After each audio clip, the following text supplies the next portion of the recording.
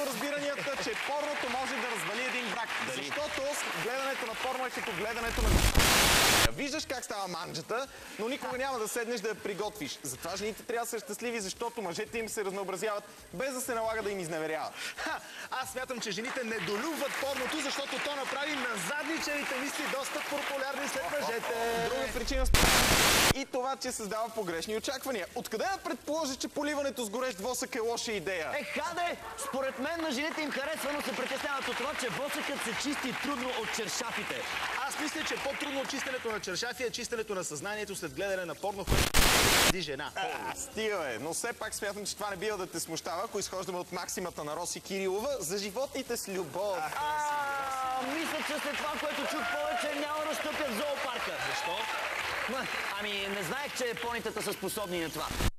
Мунките са най-развратните същества сред хората. Спокойно, Косил, мисля, че защитата от пони набези няма да ти е проблем след третата ни тема за днес. Защо? Да не би да говорим за щит против понита? Не, по-скоро за самоотбрана с интелект. На мен няма да правих интелекта някъде в 7-ми клас. Това може и да не е проблем, защото при нас по тази тема ще гостува хиперсенсът Митко Парашкевов, който може да излекува и този ти проблем, наред с Точно другите. така! Митко ще ни разкаже повече за самоотбраната си интелект, която той накратко нарича просто сай.